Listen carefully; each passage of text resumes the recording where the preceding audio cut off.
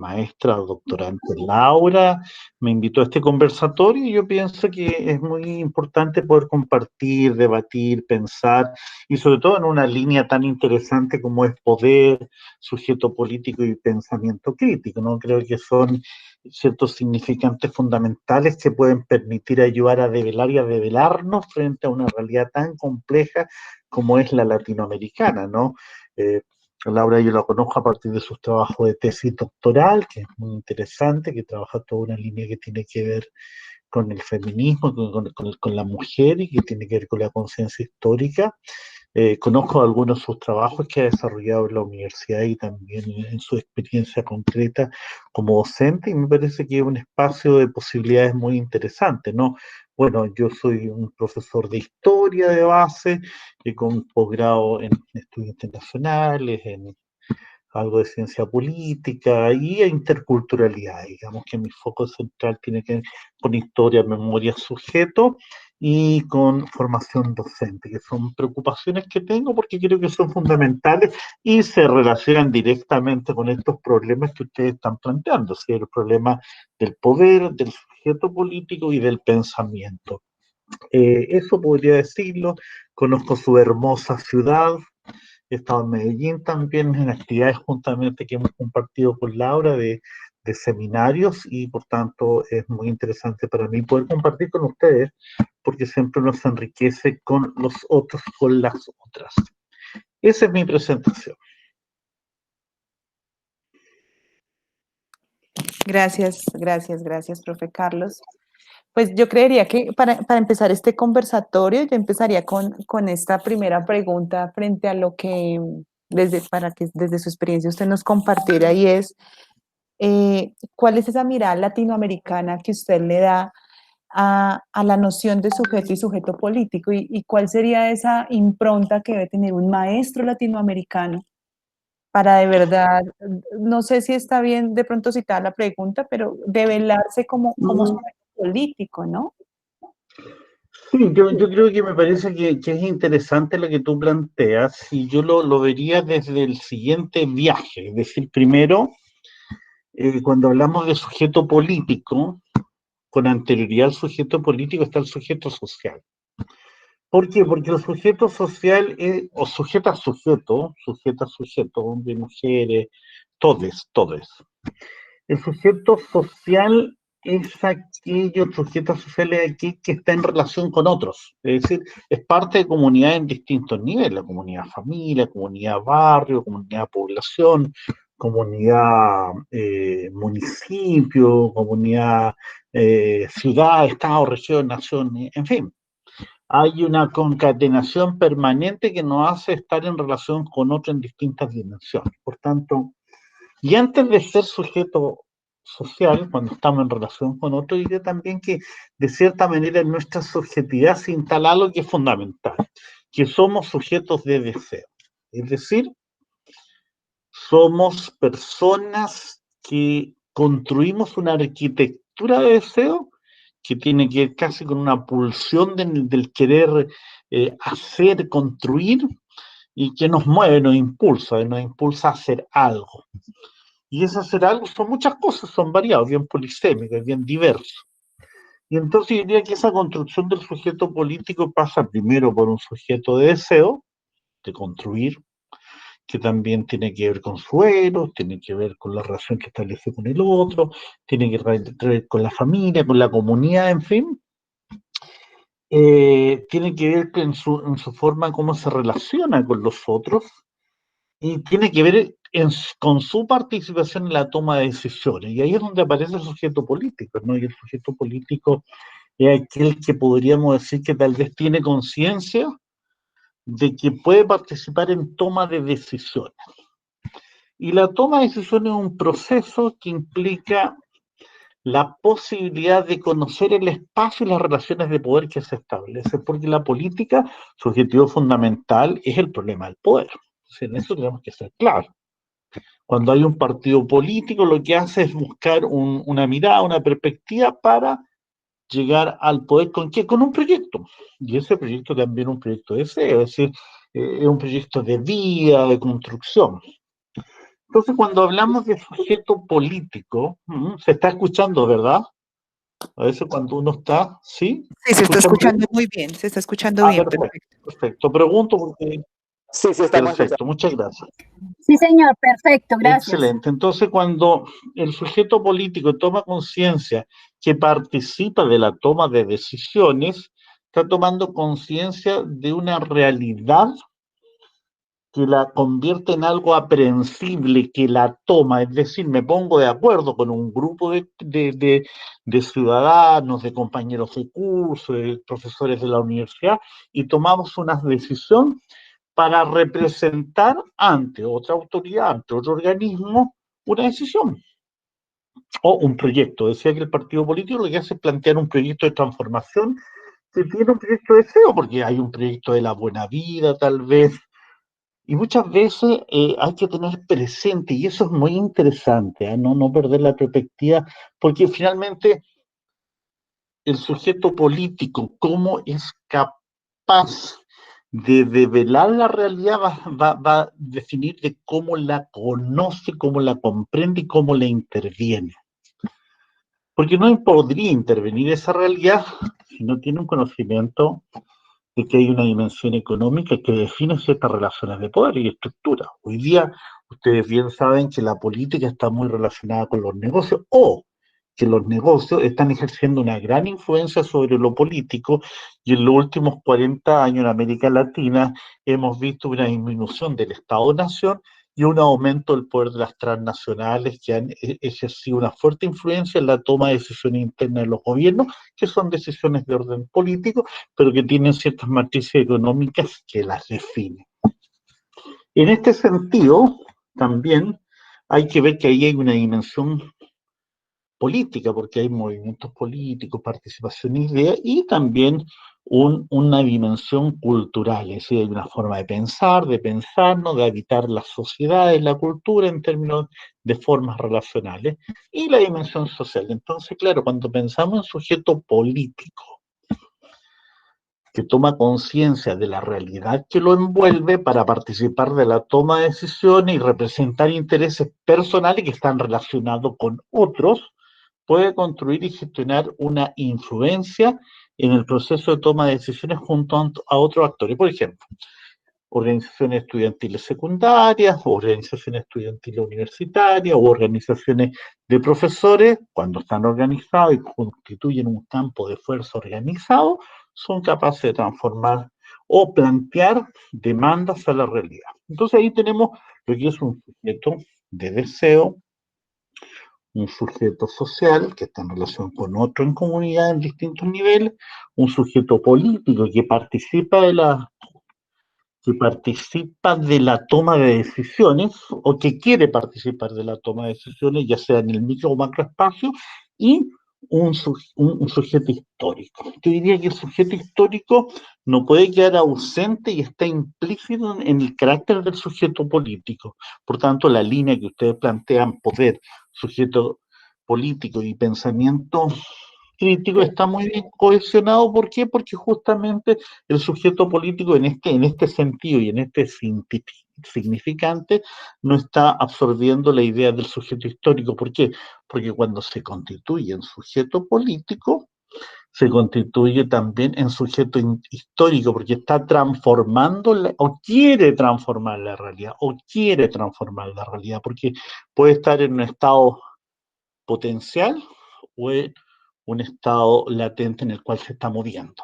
Entonces yo diría que esos elementos son muy interesantes, pero también, y un aspecto importante a considerar, y que dice relación con estos tres conceptos significantes, es que la política tiene tres componentes.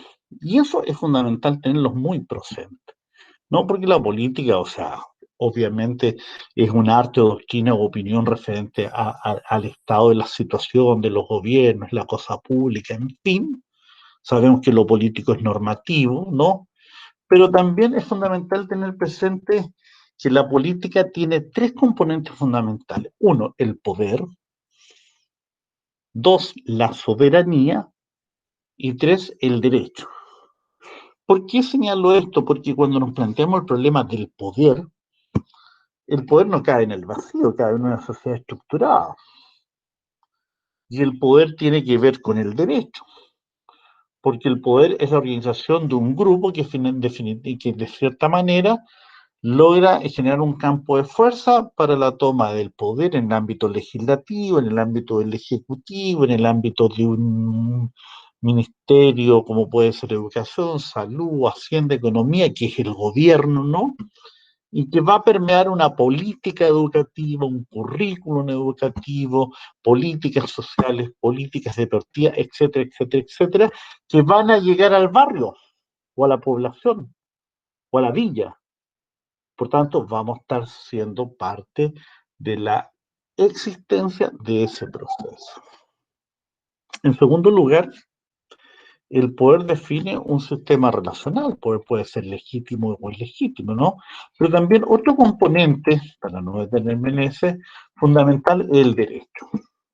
Es decir, el derecho es el que estructura las formas relacionales. O sea, ¿qué otra mejor forma de tener claridad de cómo impera el derecho que cuando usted llega a una esquina y ve un semáforo que tiene tres colores, amarillo, verde y rojo, y usted logra pasar una calle o no pasarla? Ese derecho, que es la toma de decisiones políticas a través del poder legislativo, indica que una persona debe detenerse cuando ve una luz roja.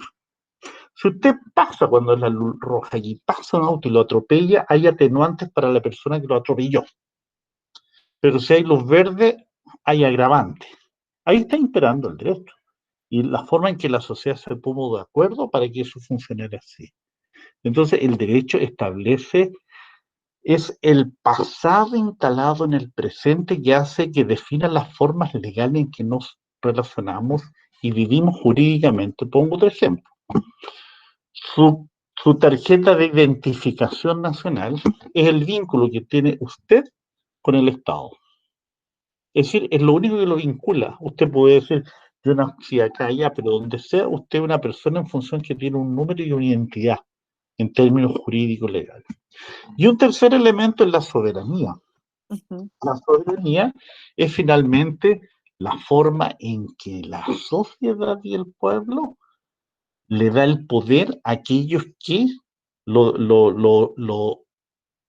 organizan, toman las decisiones y conducen los asuntos de la cosa pública, porque supuestamente dentro de la democracia, que surgió en el año 1789 y que evolucionó hasta hoy día, se supone que la democracia es la división de los poderes del Estado y es la voluntad general de la nación que mandata a ciertos representantes para que tomen las decisiones por ello durante un tiempo. Entonces tenemos tres elementos, vamos viendo. Primero tenemos un sujeto de deseos, un sujeto social, un sujeto político.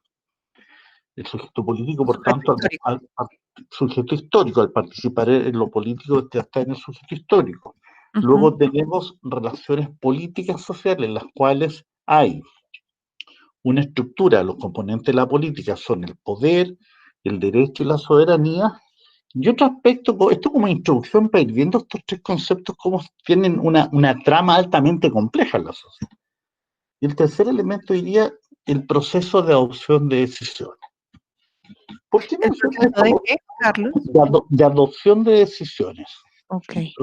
Proceso de adopción de decisiones. Yo creo que eso es muy importante por lo siguiente. Porque imaginémonos, ¿perdón? No, nada. Ya. Porque el proceso de toma de decisiones o proceso de adopción de decisiones en una sociedad, por ejemplo, ustedes pueden ver un rectángulo, una caja, ¿no? La caja en su interior es el gobierno, y el gobierno elabora política pública y elabora política exterior, lo que se denomina política doméstica, ¿no? Que es la interna, política salariales, política educativa, política de deporte y también política exterior que tiene que ver con los vecinos, es decir, afuera. Y esa cajita, ¿no? Que es el gobierno, Su rol es ver de qué manera la sociedad, afuera de esa caja, los que viven afuera de la cajita en el Estado, es decir, me refiero a la organización de trabajadores, todos sindicalizados, a la organización de profesores, la organización de estudiantiles, la organización de empresarios, ¿no? Las organizaciones religiosas, porque la organización religiosa tiene presión sobre el Estado, ley de aborto, no de aborto, ¿ah? Todas esas cosas funcionan y presionan las organizaciones religiosas. Entonces, ellos van a ejercer demandas, que son movimientos sociales, que se expresan en demanda.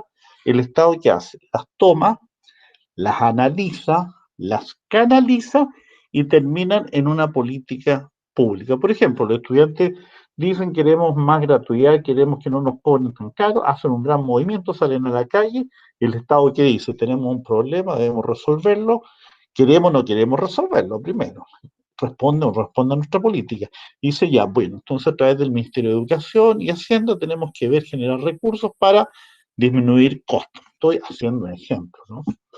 Entonces, de esa manera, las sociedades se están moviendo en un ámbito que es la política, el poder, el derecho y la soberanía, y en otro ámbito que es el proceso de toma de decisiones. Y en ese ámbito, quien se mueve dinámicamente el sujeto deseo, el sujeto político, el sujeto social y el sujeto histórico. En ese sentido, cuando hablamos de poder, de sujeto político y pensamiento crítico, es fundamental el pensamiento y la construcción de la subjetividad, es decir, de cómo fuimos formados en el pasado. ¿Por qué? Porque hacia el pasado en nuestras sociedades latinoamericanas hemos sido construidos desde la forma dominante, monocultural.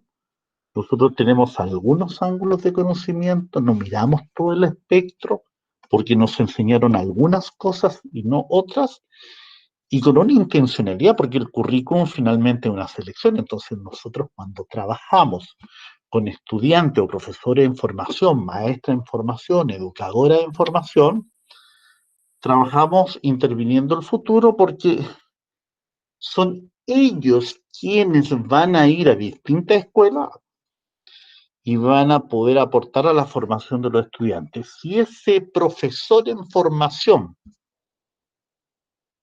tiene claro su rol político, no desde el discurso, sino desde el discurso y su responsabilidad en el aula y en el colegio, está interviniendo en la realidad y está empujando. Y ahí se está convirtiendo lo que nos plantea yo, el profesor, como un intelectual, como un pensador. Y cuando ponemos en tensión nuestra subjetividad, estamos comenzando a mirar de qué manera está el pensamiento crítico. Porque el pensamiento crítico no es el pensamiento crítico. Es primero cómo nos interpelamos nosotros como sujetos de deseo, sociales, políticos, históricos, porque yo no puedo ser un sujeto político que estoy planteando una serie de proyectos sociales en relación a apoyar el movimiento feminista y soy un maltratador en mi casa, soy un maltratador con mis amigas, soy un maltratador con hijas, en fin. No puedo estar pensando en transformar una realidad y querer un mundo mejor si trato mal el espacio que me rodea. Y cuando yo no he logrado mirar cómo me construí mi historia y mi memoria, mis dolores, mis tensiones, tal vez no encuentro llaves que me permitan abrir el futuro. Entonces, esto es la subjetividad importante y ahí se va construyendo una sinfonía muy interesante, ¿no? Insisto, sujeto de deseo, pensemos en nuestros deseos, sujetos sociales, pensemos en nuestras relaciones sociales con los otros, cuál es la relación es decir, cómo estoy en relación con los otros todos los días, pero con todos, no con la selección, porque podría estar muy bien con una o dos personas y con los demás ya muy mal. ¿Por qué? Sujetos políticos, ¿cómo participo en las decisiones que me involucran y que involucran a otros? El sujeto histórico, ¿tengo claro que estoy interviniendo en la realidad que quiero construir junto a otros o solamente quiero construir para mí? Entonces ahí viene una tensión muy interesante que la hemos vivido especialmente Chile y Colombia, por la influencia del neoliberalismo. El neoliberalismo es una matriz de orden económica que se planteó de 1776 con un libro que se llamaba La riqueza de las naciones, de un señor llamado Adam Smith. En ese tiempo él decía, laissez-faire, laissez-passer, es decir, el Estado no debe dejar pasar todo y no debe intervenir en la economía. En los años 50, 1950, aparecen ciertos intelectuales, economistas de los Estados Unidos, Hayek, Milton Friedman y otros, y plantean un nuevo neoliberalismo. Así volvimos a la misma mirada que tenía Smith en 1776, donde el mercado es el principal asignador de recursos. Pero ¿qué es lo que pasa? Todo el avance que había tenido América Latina respecto a movimientos sociales, respecto a pensamiento crítico, todo el pensamiento de Freire y otros, va siendo capturado por la subjetividad del mercado. Y el mercado lleva un proceso al pensamiento a lo que se denomina la mercantilización de la subjetividad. Es decir, pasamos a ser profesores de compra y venta de nuestros pensamientos complejos. Por tanto, ahí el maestro querido por Laura, el maestro Semmelman decía, pensar hoy día es un acto de resistencia. Trabajar la línea de poder, sujeto político y pensamiento crítico es un acto de resistencia porque logra avanzar e instalarse en la sala de clase. Por ahí lo que les quería compartir para partir. No sé si hay alguna pregunta, consulta para no alargarme más allá de lo necesario. Pues Carlos, a mí me parece buenísimo lo que nos estás compartiendo. Yo voy a aterrizarlo como de diversas maneras. No sé, y mis compañeros me dirán y también intervienen y su merced me dirá. Yo cuando lo escuchaba me veía en el aula de preescolar, ¿cierto? En el cajón, ¿no? En el cajón del poder y entonces, ¿quién soy yo? ¿Y en qué momento me empezaba yo a poner en ese lugar de esa política desde el poder, desde la soberanía o desde el derecho, para enseñarle a mis estudiantes de 4 años a tomar decisiones, ¿cierto? Frente a la necesidad que pueden vivir sus padres, de por qué se gasta tanto dinero en ciertos alimentos y por qué no puedo conseguir tal dinero porque mis padres ganan un salario mínimo o menos, ¿cierto? Y cómo los niños van tomando esa conciencia, ¿cierto? El derecho de decisión. Esa soberanía, cuando ellos finalmente les impusieron a su maestra y en ningún momento dijeron vamos a votar para ver si Laura va a ser mi maestra de preescolar en el aula o no, ¿cierto? Pero esa conciencia de que al estar yo ahí en mi caso, ser su líder, llamémoslo así, la responsabilidad tan alta que tengo frente a permitir esa arquitectura y hacer ese reconocimiento con ellos de su subjetividad desde ese lugar de sujeto histórico. Yo lo voy recogiendo ahí porque es como no perdemos de vista que es lo que debe tener como el sello de la línea. Y en el poder, pues bueno, que hay una estructura definitivamente que es muy compleja y cuando usted cierra diciéndolo el acto de resistencia, me parece supremamente potente y ahí sí uso su misma palabra y me genera esa pulsión de transformación frente al hacer algo dentro del aula de preescolar y con las estudiantes que formamos.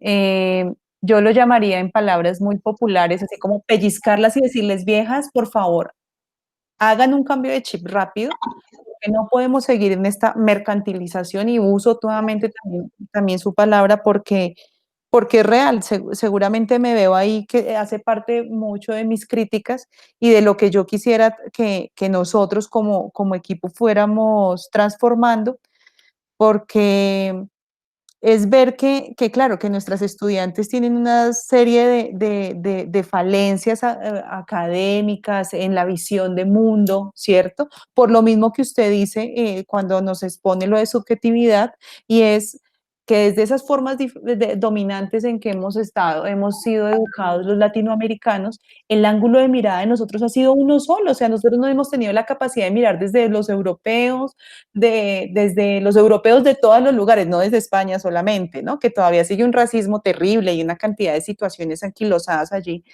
pero también cómo podemos mirar desde los brasileros, desde el chileno, desde el argentino, porque no lo permitimos, además porque yo siento y cuando hablo con mis estudiantes es como si solamente existiera Colombia, y cuando uno les habla de otra posibilidad de mundo, algunas se sorprenden y están abiertas a recibir, y otras como que es una jartera como el tema, como que, ay, ya empezó la profe Laura con su discurso, como a mostrar nosotros, pero es por, claro, ese querer transformar, pero yo lo voy aterrizando así, ¿no? Como al hacerle yo la pregunta de cuál era ese lugar del maestro en develar que era un sujeto político, y pues usted me lleva al accionar, ¿no? Que es como yo voy haciendo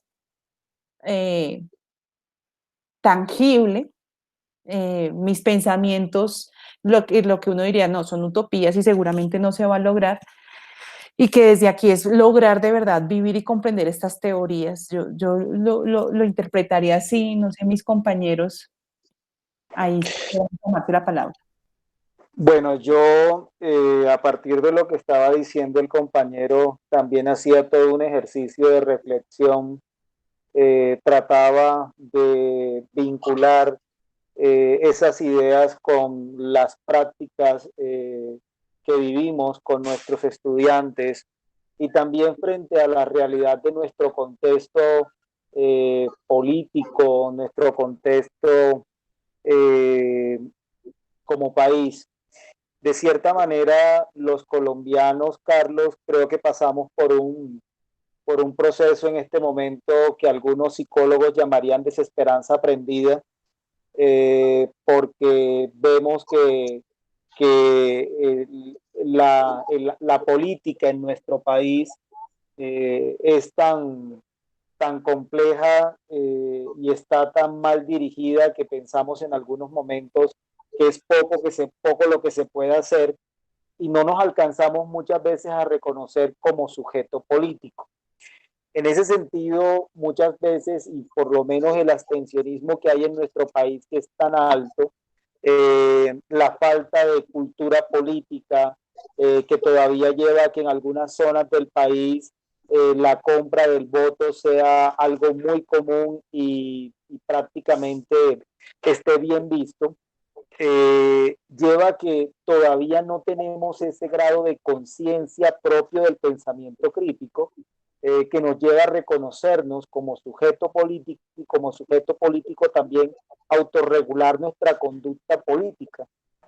En ese sentido, no sé, profe Laura, diría yo que hay todo un ejercicio de introspección que hacer, porque una cosa es el discurso y otra cosa es reflexionar sobre el discurso para que se pueda desarrollar ese grado de conciencia y ese grado de apropiación que le permita ir un poco más allá, una emancipación.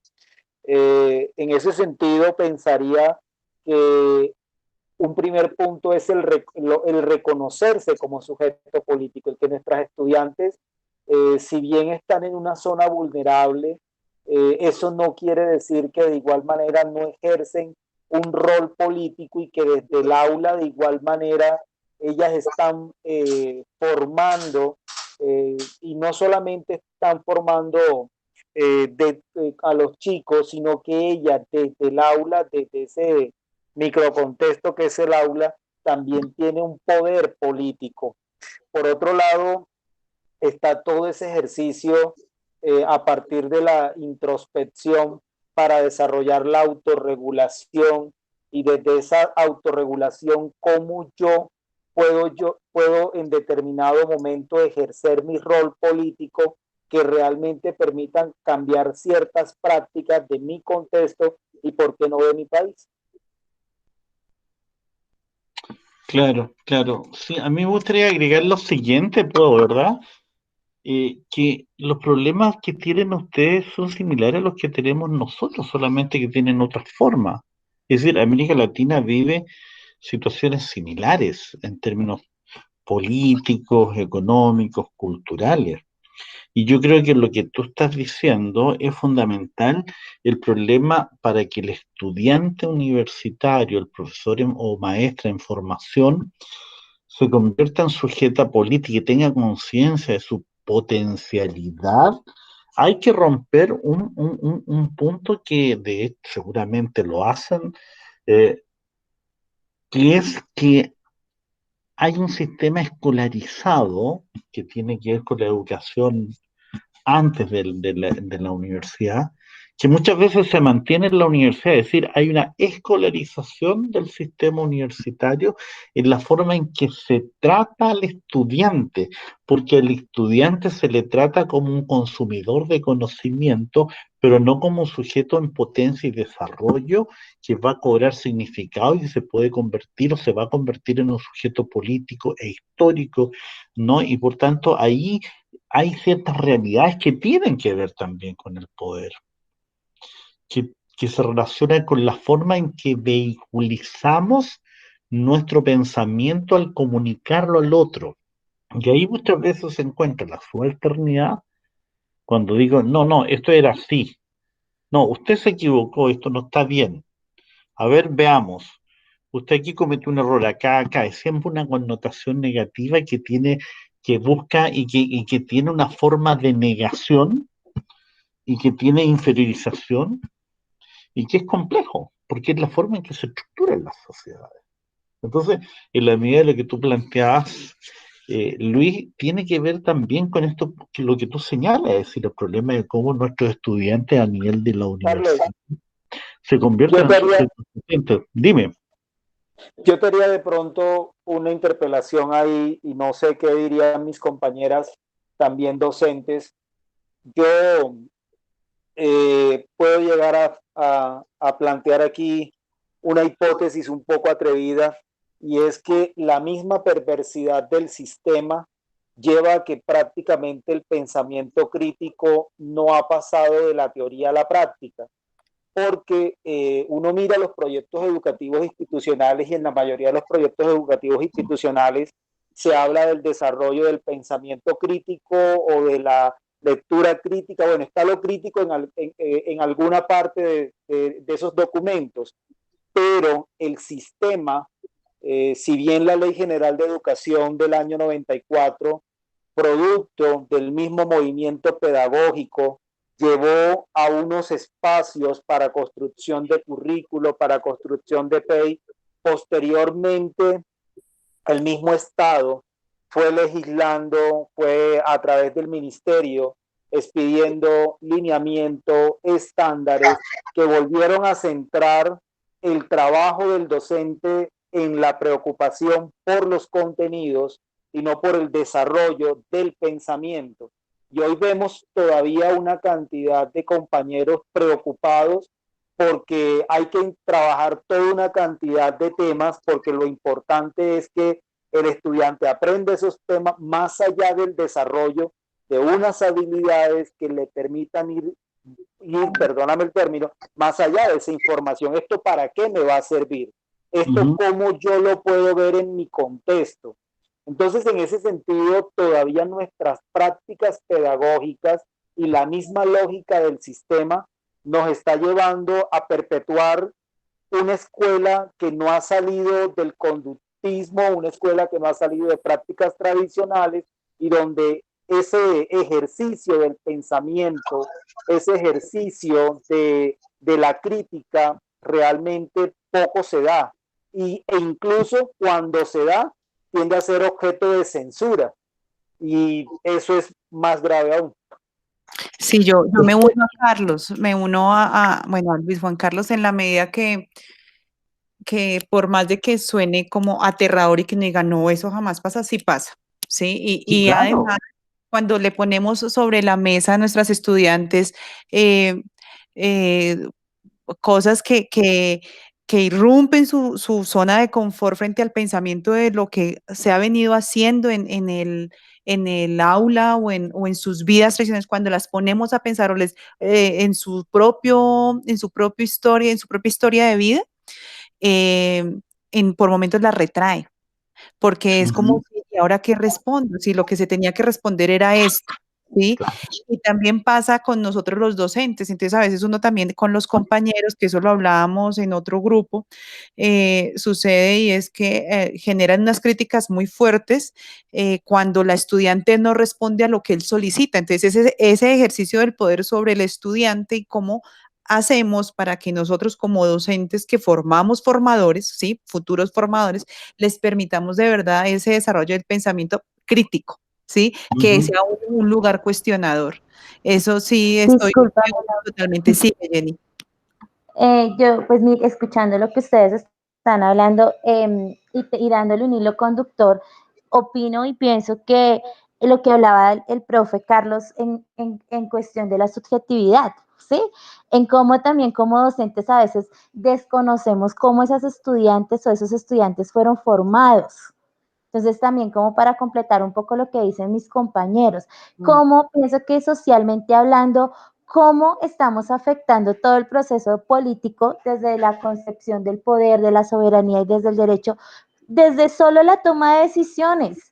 Tenemos un niño y estamos en el salón de clases y ¿qué color quieres? No, toma el rojo, porque vamos a colorear de rojo las flechas que van a la derecha. No le decimos qué color quieres utilizar.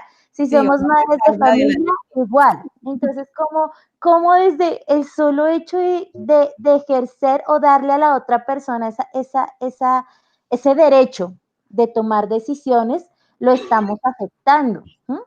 Y cómo también desconocemos esa historia de vida de todo. Mira, nosotros en Latinoamérica y en el mundo tenemos problemas de tolerancia muy fuertes y la política genera ese tipo de inconvenientes, de violencia, mira lo que está pasando. Entonces, digamos, uno, si esta persona no tiene los mismos ideales políticos que yo, entonces yo me voy en contra, pero yo no investigo o no indago cuál es esa historia de vida o ese sentir o esa forma de aprendizaje que llevó a esa persona a formarse así, con ese ideal político.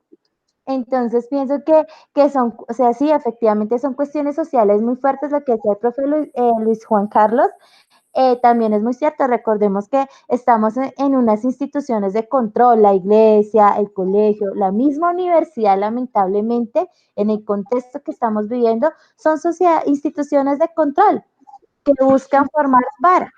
Entonces, sí me parece muy interesante ese punto y reafirmo la idea que esta línea de investigación tiene que empezar a trabajar con las estudiantes desde cosas pequeñas que lleguen a permitir ese cambio social, como es el tomar una decisión. Nuestras estudiantes, muchas de ellas están en situaciones vulnerables. Alguna vez tuvimos un caso de una chica que fue asesinada por su pareja. Entonces, mira cómo esa toma de decisiones la llevó a perder la vida. Entonces, eso tenemos que entrar a cuestionarlo y a mirarlo. Y más adelante de pronto logremos ese cambio social que queremos y todo eso, pero nos toca empezar desde cosas muy pequeñas. Y desde nosotros. Perdóname, ya te doy la entrada, pero es esto que venimos haciendo, es que ya esta es como nuestra 8ª reunión, creo, pero ha sido siempre un proceso de introspección, que es al que nos invitaba el profe Luis Juan Carlos, y siempre ha sido así, o sea, siempre cuando tenemos esa mirada a lo teórico, entonces, pum, llegamos a nosotros, y esto que se está haciendo me parece fabuloso. Sigue, Carlos. Pero yo quisiera dos cosas. La primera es de que acaba de titularse un estudiante de nuestra carrera de la mención de profesor de educación básica con mención en historia, que uno de los profesores asistió al funeral de su hermano, que fue apuñalado en el lugar donde vivía. Es decir, los problemas que tú nos planteas son los que vivimos acá también. ¿Qué ocurre? Y ahí me parece que es interesante interpelarnos. ¿Por qué? Porque cuando habla el profesor de esto de la desesperanza aprendida, yo creo que en tiempos de desesperanza hay que mantener una alegre esperanza. Es un oxímoron, es una contradicción. Si nosotros perdemos la alegría por la vida, si nosotros perdemos la esperanza en el mañana, el sistema nos derrotó. Es lo que mencionabas tú recién, Jenny, el sistema de control, ¿no? Controlar el poder, todos los cuestionamientos que ha habido de Giró, de tantos teóricos, ¿no? Entonces, el punto también está en dos conceptos que para mí son fundamentales. la persistencia y la perseverancia. ¿Por qué digo persistencia? Persistir en el pensamiento ni en la idea transformativa que debe tener una relación directa entre mi pensar y mi accionar en la sala de clase, en los distintos espacios donde me desenvuelvo, en mis espacios relacionales. Y en segundo lugar, ser perseverante para no ser derrotado finalmente. ¿Por qué? Porque mire, en los trabajos y en los colegios, donde yo trabajé por muchos años en colegio, yo ahora estoy en la universidad ya hace un tiempo, solamente trabajé en colegios que eran de características vulnerables, entre comillas, o de estudiantes vulnerados socialmente. Usted tiene la posibilidad de encantar también el mundo y de establecer esperanza en los estudiantes. Porque es posible, pero cuando usted dice, no, es que yo no puedo hacer nada porque el currículum no me lo permite, es que yo no puedo hacer nada porque aquí hay un sistema de control que es la gestión directiva y por tanto me restringe solamente a pasar contenido, yo les digo a los estudiantes, yo trabajo en formación docente, a ver, vamos a trabajar con el currículum oficial. Yo no les puedo decir a ustedes que no se aprendan las líneas y los objetivos y vayan viendo todo este asunto y vamos a hacer ejercicio.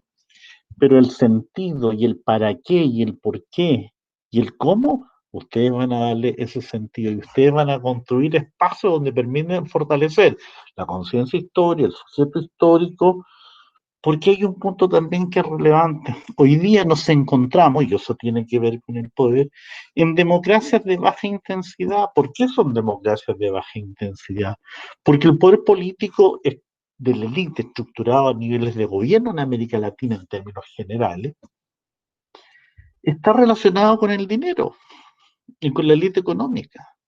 Y hay un control de medios de comunicación, de todo el sistema. Sobre esa base nosotros tendríamos que llegar a decir, bueno, no hay nada más que hacer, entonces nos vamos para la casa, voy al trabajo, cobro mi sistema, mi salario a fin de año, resuelvo mi sistema de necesidad y ya, y no puedo hacer nada más. ¿Cuántos profesores nos dicen eso? Pues yo los conozco, otros no, ¿eh? Pero el punto es nosotros, ¿cuál es el sentido de lo que hacemos y para qué lo hacemos? Y ese es un punto importante, porque ahí está el reencantamiento siempre de nuestras posibilidades de construir en movimiento en función de lo que nosotros estamos viviendo y nos pensamos como sujetos de deseo, sujetos sociales, sujetos políticos, sujetos históricos, con conciencia histórica. En el sur de Chile, fíjense que recién hubo una situación con el pueblo mapuche muy terrible. La gente los desalojó, una gente extrema derecha los desalojó de una municipalidad que la tenían tomado y estaban pidiendo la libertad de los presos políticos para que se aplique el convenio 169. La gente saltaba gritando, el que no salta es mapuche. Racismo. Bueno, ahí, ¿cuál es el problema de la educación? ¿Qué pasó en esa gente grande, mayor, que grita eso? ¿Qué pasó con su formación en los colegios? ¿Qué pasó con sus profesores? Estallido social, en el 18 de octubre del año pasado. Violación sistemática de derechos humanos por parte de las fuerzas policiales. Bueno, ¿qué pasó con la enseñanza en educación en derechos humanos que estaba señalando el Estado? ¿Qué pasó con la idea del buen vivir y de que debemos construir un mundo amable en los colegios cuando se enseña y ese valor y una fuerza policial termina sacándole un ojo a otra persona? ¿A qué me refiero con eso, no? Que nosotros podemos transformar el microespacio y con eso tal vez después transformaremos el macroespacio, pero no debemos crearnos expectativas en que vamos a cambiar toda la sociedad, porque si pensamos en que vamos a cambiar toda la sociedad, podemos terminar frustrados en el intento. Y debemos alegrarnos con transformar el microespacio, pero estar en movimiento con lo macro, ¿ah? No se puede no estar en movimiento con lo macro tampoco, o sea, no es la desinstalación. Y en la sala de clase, lo que no debe ocurrir es que se desinstalen los sujetos y sujetas, ya sea el profesor o los estudiantes. Y para eso debemos evitar la subalternidad, la inferiorización y la negación. Miren, yo les voy a recomendar un cuento que lean, pueden trabajar porque se relaciona con el problema de la subalternidad que está en un libro que se llama Los relatos del viejo Antonio. Y ese cuento se llama Mirarse para adentro. Y cuando habla de mirarse para adentro, hace mención a cómo mata el león y dice que el león mata mirando. Entonces el león es tan grande que cuando una persona lo ve, se asusta y queda paralizado porque se ve en sus ojos y en sus ojos se refleja la persona llena de temor. Muchas veces miramos a otros desde el temor y no desde el ser y desde el empoderar y transformar. Entonces, yo creo que ahí es bien interesante todo lo que han señalado, pero también nuestra tarea es la lucha por la alegría, la lucha por la esperanza en medio de la desesperanza. Cuidado, acá en Chile hay una situación crítica hoy día. Chile era una linda maqueta controlada por el poder económico, pero no era más que eso. Que circule la palabra. Uno se entusiasma, ¿no? Hola, profe, yo nuevamente quiero meter la cuchara. La ventaja que tenemos nosotras las profes de preescolar es que a veces los niños nos enseñan ese tipo de cosas, ¿no? Como al observar más allá de esos cuestionamientos y como esas, ¿cómo se diría? Bueno, todo esto del racismo. Dime, Laura. Prejuicios. Esos prejuicios, gracias, esa es la palabra. Yo les voy a comentar una historia, me pasó hace poco con mi hija, ella está en la modalidad virtual en clase y hay un compañerito y he notado que el compañerito cuando siente frustración llora mucho y en alguna clase le dije a mi hija, oye amor, pero Tomás es como muy llorón, ¿no? Y ella me contesta, mami, eso no se dice de un compañero. Divina. Mira, yo quedé callada y yo dije, sí, tiene toda la razón, o sea, toda la razón. Entonces, mira como mamá y cuando uno interactúa con los niños no tienen esos prejuicios y realmente te enseñan a tomar decisiones, a hacer de un pensamiento libre y esa es una gran ventaja que tenemos las maestras de preescolar, que aprendemos de ellos. Y voy a tomarme la palabra también y lo quería decir, pero pues no sé, se dio la entrada desde tu experiencia y es que esta es la oportunidad que tiene la línea y que tiene la universidad para, como nos invita Carlos, a hacer este acto de resistencia, porque como maestras de preescolar en ejercicio, como maestras formadoras de maestras en formación, tenemos esa luz y esa esperanza, ese lugar todavía no lo podemos perder, porque en el momento que logremos hacer esa transformación, empecemos a hacerlo con generaciones de a 25 maestras, que son las promociones que van saliendo, ya estamos haciendo un cultivo de semilla. ¿Sí? Claro.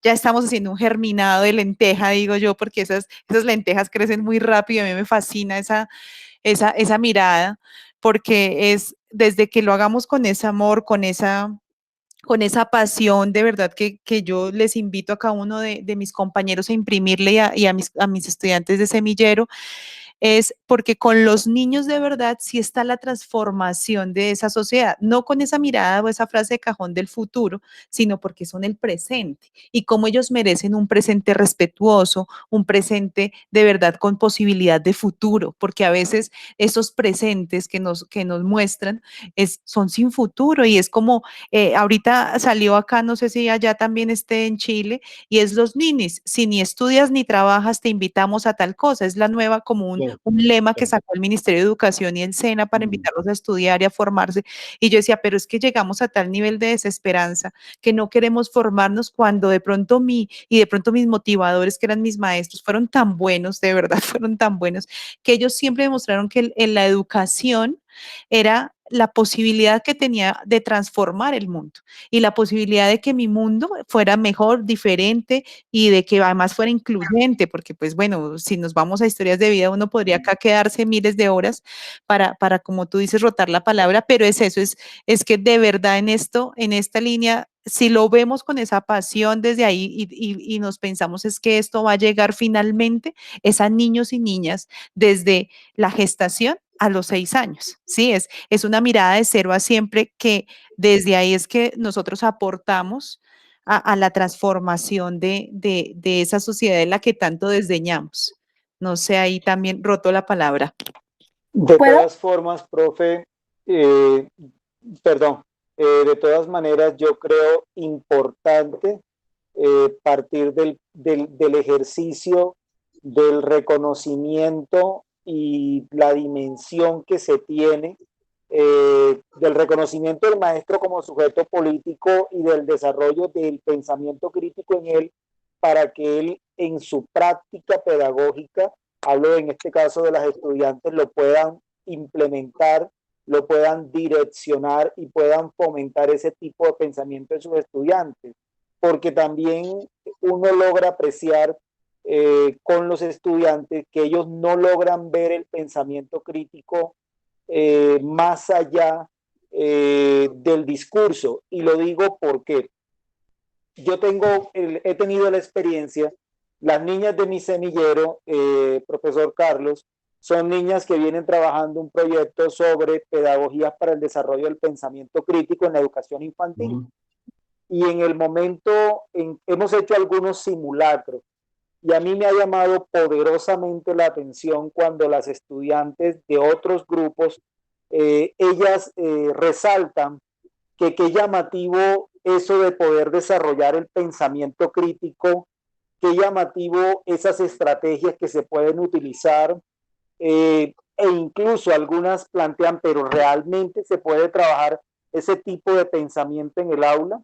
La última vez yo generé ahí un espacio y charlaba con ellas sobre filosofía para niños y cómo el ejercicio de filosofía para niños, desde la dinámica de la pregunta, llevaba al niño a hacer unas construcciones que muchas veces los maestros pensamos que no son capaces.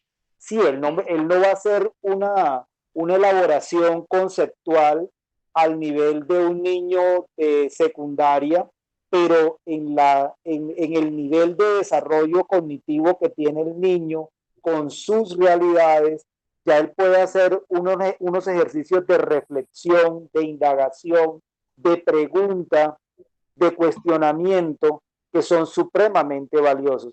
Entonces, muchas veces, por lo que pude ver, nuestras estudiantes todavía se están quedando en esas prácticas pedagógicas tradicionales, de las cuales hablábamos anteriormente, pero que es también parte de lo que tradicionalmente se viene considerando como parte del quehacer del maestro. Prepara la clase, desarrolla la clase, evalúa la clase. Sí, pero esa clase, ¿para qué? Esa clase como recurso para desarrollar ¿qué? Entonces eso muchas veces no se tiende a considerar, y creería yo que solamente a partir del momento cuando el maestro reconozca las posibilidades que él tiene para transformar, para desarrollar en el aula, es cuando va a ir un poco más allá y se va a emancipar de esas dinámicas propias de la educación tradicional. Sí, profe Carlos, es cierto, muchas gracias. Olguita, ibas a hablar. Sí, señora. Bueno, muy interesante todo lo que hemos dicho.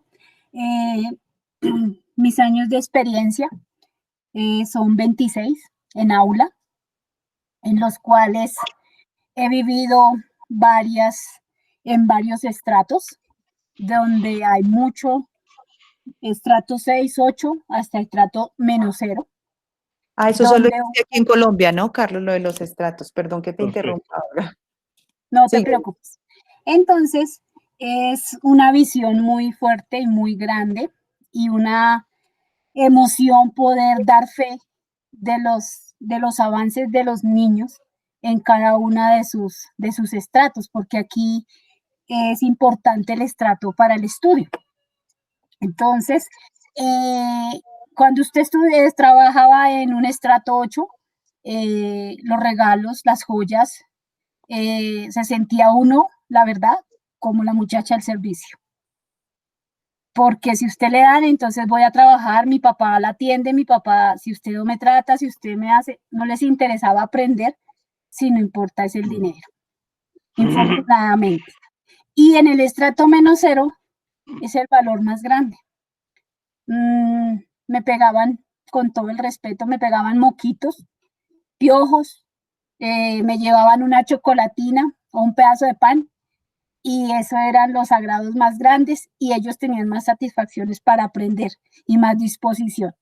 A mí me tocó en una localidad donde nada, no tenían ninguna educación, fue algo muy duro para llegar, pero logramos que tanto padres como niños mejoraran su pensamiento, mejoraran su estatus, logramos hacer logré hacer un buffet de Navidad, una entrega de informes donde yo les decía a ellos que para ese buffet tenían que ir bien presentados, que tenían que sacar su pinta y peluquearse, arreglarse, y oh, gran sorpresa cuando llegaron, fue lo máximo, o sea, verlos los papás tan lindos, porque yo les decía que sus hijos merecían lo mejor.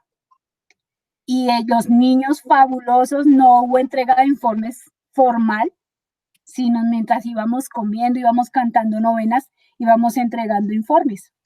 Y los niños estaban por todo el jardín, por todo el colegio, y era su colegio. Era el sentido de pertenencia que tenían ya con su colegio, cuando al inicio del año se robaron hasta las baterías de los baños los padres. Entonces es unas experiencias únicas, eso no, miren, eso es lo que lo hace a uno ser maestro. Entonces, ¿a qué voy con esto? Que nuestras estudiantes, yo les cuento estas historias, y yo les digo, ser maestro es de vocación, es de saber que uno tiene que entregar su vida para esos niños. Cuando usted entre a un aula, olvídese que tiene familia, que tiene ahí una familia de 40, 45 estudiantes, 45 niños, que son su vida, y que cada uno apenas lleguen, tiene una vida diferente. No sabemos ni cómo se levantaron, si comieron, si no comieron. No podemos tratarlos igual a todos. Entonces, es una gran diferencia de los niños, y lo mismo nuestras estudiantes. Pelean por una nota. Yo les digo, pues la nota para mí es lo de menos. Si usted aprende, yo le puedo colocar el 5, pero si no aprende, usted es la que pierde. Pero yo les puedo colocar el 5 si usted quiere. Entonces es lo que estamos diciendo, y ahí como que se cuestionan y empiezan, pero es que, profe, la nota, tranquilas, a lo último colocamos la nota, no se preocupen, lo importante es que aprendan. Y empezamos a contarnos historias, y ellas también, muchas trabajan ya. Entonces vivimos una serie de momentos en nuestras tutorías, que lo que decía el profe Juan Carlos, que no nos basemos en el llevar la semana tal, nos toca aprender tal cosa en la semana tal. Para eso tenemos 8 semanas o 15, 16 semanas que lo podemos distribuir y podemos trabajar en casa, pero las tutorías son únicas. Lo que hizo Laurita, qué día que me gustó muchísimo, que la llamé, le hice videollamada y la vi toda vestida y transformada, y le dije, ¿usted qué hace? Dijo, no, es que voy a entrar a tutoría. Estaba ella en un disfraz. Entonces, imagínense el impacto para las estudiantes, lo que es que uno llegue como maestro disfrazado para su tutoría, para darles a ellas herramientas que también deben trabajar así con sus niños. Es que es tan emocionante trabajar con ellos. Muchas gracias, qué pena. No, gracias a ti.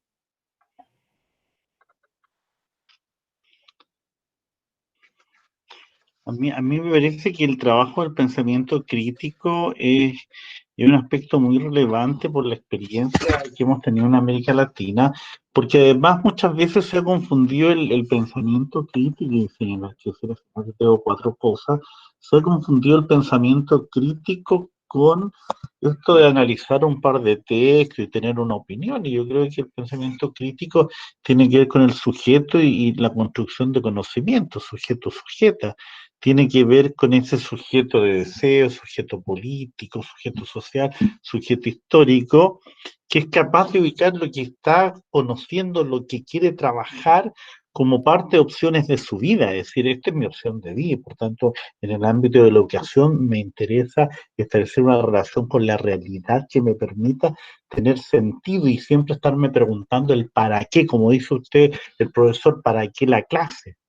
Implica también un ángulo de mirada que es ubicarse en un lugar y establecer un distanciamiento con lo que me determina, ¿no? Porque hoy día el macrosistema determina que nosotros seamos de la forma A o B, Sin embargo, el pensamiento crítico se plantea y dice, no, hay otras posibilidades también. Y por ahí quiero caminar con opción de vida.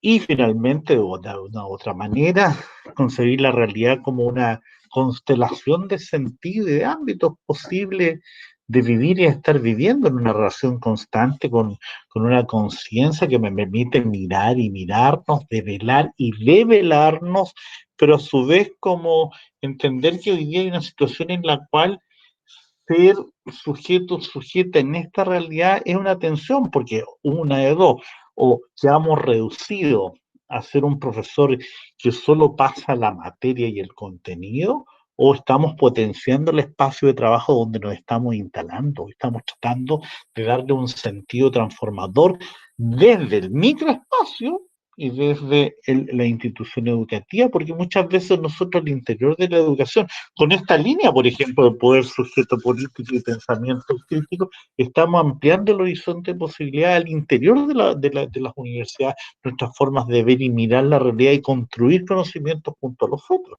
¿no? Entonces, yo creo que desde ahí es importante mirar este esfuerzo que ustedes realizan en torno a esta línea y profundizar la idea del poder, la idea del sujeto, esa afectación histórica y esa afectación que tiene a través de su historia de vida, esa biografía, ¿no? Y ese pensamiento crítico que implica no inferiorizarlo, porque como decía el profesor Luis Juan Carlos, como decía Olga, como decía Jenny también, como lo ha dicho Laura, nosotros no podemos inferiorizar a un niño porque esté en preescolar. No vamos a hacer a convertirlo en un recipiente, sino que vamos a pensar que en su dimensión y en sus posibilidades tiene un pensamiento bastante aperturado, que va enseñando a nosotros. Entonces yo creo que es bien interesante lo que ustedes trabajan como línea, ¿no? Poder, sujeto político y pensamiento crítico. Carlos, muchas gracias. Yo, pues bueno, sé que ya vamos cumpliendo acá el horario. Yo quisiera, y pues respetando los tiempos de todos y el tuyo, pero Perfecto. antes de cerrar, yo quisiera, uno, agradecer, pero antes de todo, que tú nos dieras como una luz o una mirada frente a qué autores nos recomiendas visitar, conocer, leer, porque si bien para nosotros es muy claro que tendríamos que irnos a base, ¿cierto? A la base y de pronto para lo del trabajo, el marco conceptual en el que estamos. Para otros sí es importante tener como una línea epistemológica, como quienes están ahorita en la actualidad trabajando este tema como, no sé cómo se diga, como fuerte en investigación, como actuales, que estén actuales en el tema que nosotros podamos consultar, no sé, solo de una categoría o de todas. Ah, Yo diría que en general hay que tener un pensamiento y una biografía bastante holística, buscar por distintos lados. Yo creo que hay un texto que me parece muy interesante que es de Zygmunt Bauman y Leonidas Donskis, que se llama La maldad líquida. ¿Se acuerdan que Zygmunt Bauman nos hablaba de la modernidad líquida? Bueno, sí, un colega que trabajaba con él sacó un libro posteriormente que venía trabajando con Zygmunt Bauman, donde habla de la maldad líquida. Y es muy interesante porque nos sitúa la formación universitaria dentro de un formato que establece una relación con la empresa, pero no solamente para criticar eso, sino para decir de qué manera ciertos elementos hay en la sociedad, en las relaciones de poder, hay algo que es maldad y que está presente. Y no es por exacerbarlo, sino que está presente ahí. Entonces yo creo que ese texto es interesante. Yo diría que otro que me parece que sigue siendo relevante, que es un clásico, es de Teoría y Resistencia en Educación, ¿no? Ese prologado por Henri Giraud, a mí me parece que sigue siendo un texto muy potente porque habla del profesor como un intelectual y de la sala de clase como un espacio cultural. Yo creo que un texto que yo les podría enviar a través del correo electrónico, es un capítulo del libro que escribimos junto a una compañera, ¿no? Silvia Castillo, y nosotros escribimos un texto que se llama Interculturalidad, sujeto y pedagogía para una universidad abierta al futuro en relación al tema de la formación docente. Es un capítulo, algunas hojas que escribimos que nos parece que puede ser interesante en estos ámbitos de ir buscando, ¿no? De Hugo Semmelmann, obviamente Pensar y Poder, ¿no? Creo que es un texto que nos da una mirada frente al problema del poder. También puede ser otro de Semmelmann, Configuraciones Críticas, ¿no? El capítulo 1. En general, no, es que de verdad hay bibliografía que voy a mirar para enviársela. Hay unos textos escritos por Giraud sobre justicia social también, que es bien interesante considerarlos, ¿no? En fin, hay tanta bibliografía, pero como les digo, creo que eso para mi gusto pueden ser interesantes. Voy a pensar en otros para enviártelo a ti en función de esta línea que ustedes están trabajando. No, ahora hay un ciencista político que se llama Robert Dahl, que me parece muy interesante, que habla de la poliarquía, ¿no? Porque tenemos que entender el problema del poder. El problema del poder es un problema complejo desde el punto de vista de la ciencia política. Yo cuando estudié historia, de repente me fui a hacer un programa en ciencia política porque me di cuenta que la historia no me estaba resolviendo el problema de la comprensión de la realidad y los fenómenos políticos que yo quería tratar de comprender. Y consideré que ahí Robert Dahl tiene textos bien interesantes. Eh, También hay un argentino, Guillermo Donnell, que habla sobre el problema de la democracia, ¿no? El conflicto de la democracia. Eh, yo diría que esos son algunos textos, ¿no? Pero como les digo, hay varios en esta. Y en pensamiento crítico, bueno, hay que construirlo. Hay toda una línea de justicia social también que es bien interesante, pero yo creo que lo que ustedes construyen es a partir de ciertos elementos que les permitan darle sentido a estos significantes, el poder, el sujeto político y el pensamiento crítico. Ahora, para mí lo más fundamental en todo, en general, desde mi experiencia de vida, es que en la medida que tenemos una mirada más de ángulo de construcción de conocimiento, más epistémica y no solamente teórica, podemos mirar la realidad de una manera más dinámica y lo fundamental es establecer una buena relación operacional entre la teoría y la práctica, que sería como el viaje epistémico de ángulo de construcción de conocimiento. Es como lo que decía el profe Luis Juan Carlos cuando decía, el niña puede aprender y no hay que pensar que él no va a ser capaz de aprender un algo que parece complejo, pero que nosotros vamos a tener la capacidad de bajárselo a esa realidad para que tenga comprensión y se despliegue. Es como un estudiante, ¿no?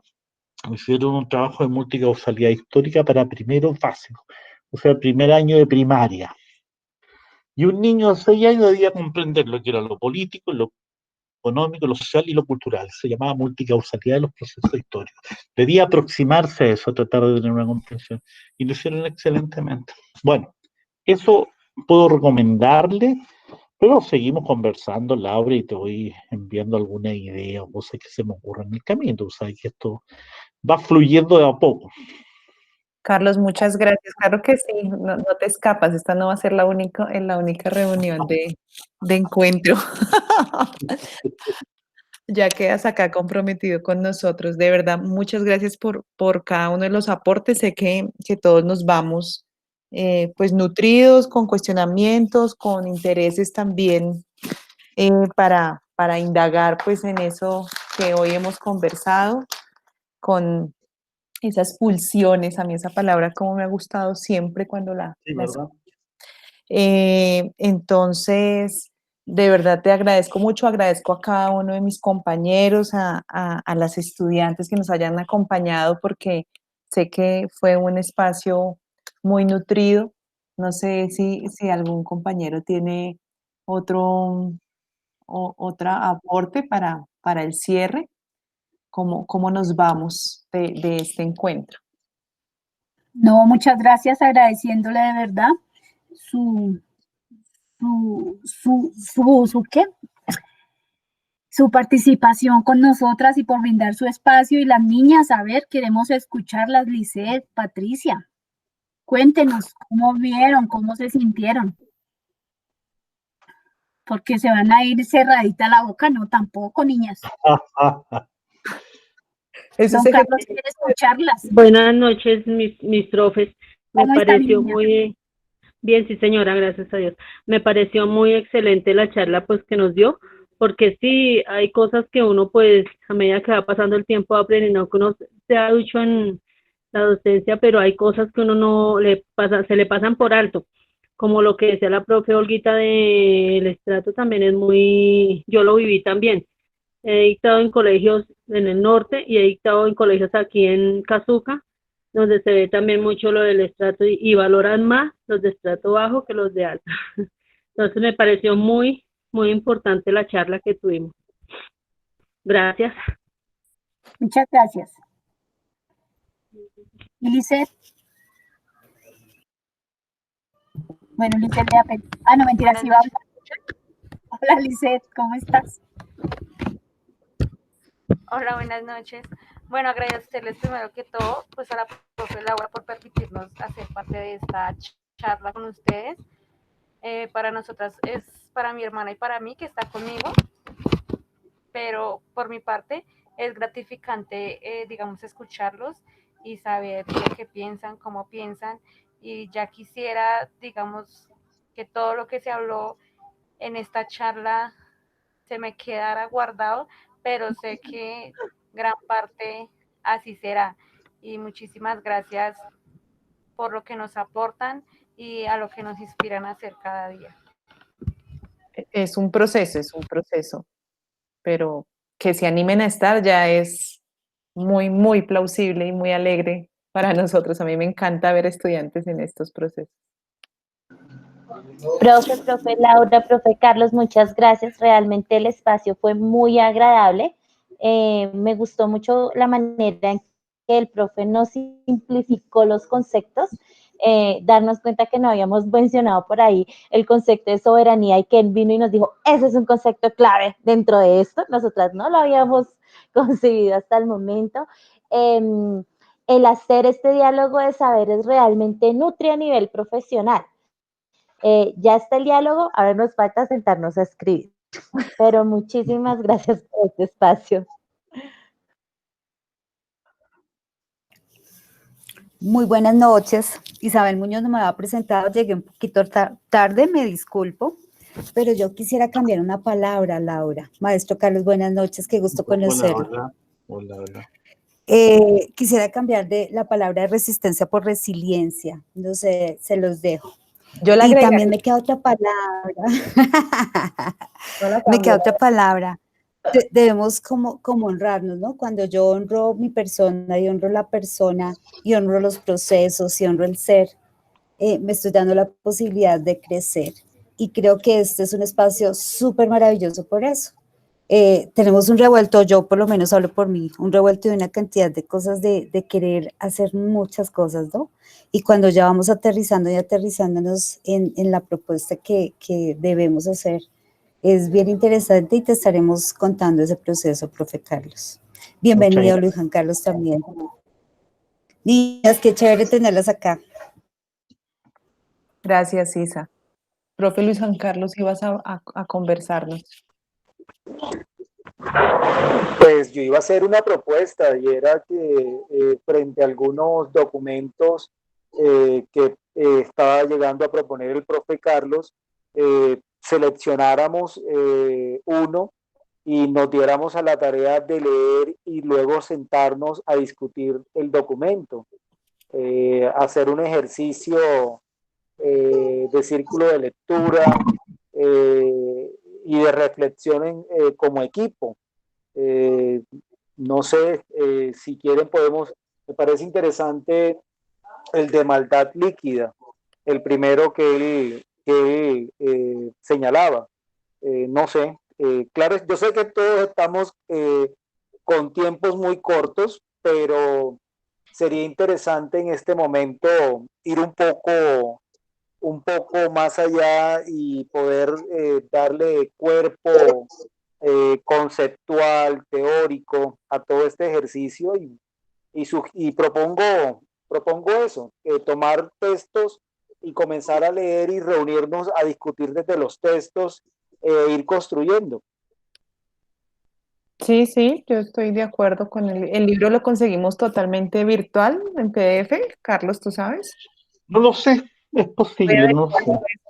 Hay que verlo. Igual te compartimos, Luis Juan Sí. Carlos, el documento que ya venimos avanzando. Ahorita en un ratico hago Si el no, de la si no, carpeta. yo voy a escanearlo y se lo envío, pero veamos.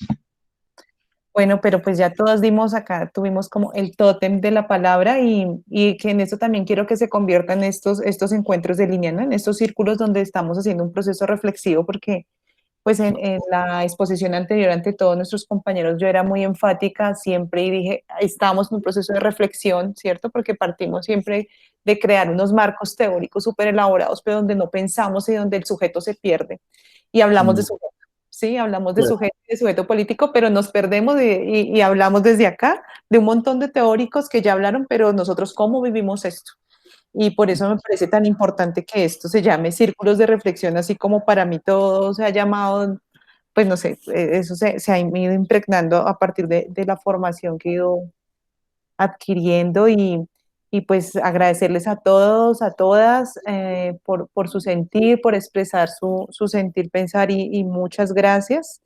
Eh, voy a dar porque yo le decía a Isa que no la cambiaba frente el resistir por resiliencia, porque el resistir no está desde esa forma no está con la mirada de yo resisto hasta donde aguante, sino que resistimos de diversas formas desde el aula, desde nuestras familias, desde nuestros hogares para hacer la diferencia. Entonces resistimos reuniéndonos, resistimos leyendo, resistimos escribiendo, resistimos poniéndonos desde un lugar político para que no nos tumben desde ahí y tener claridad en cómo actuamos.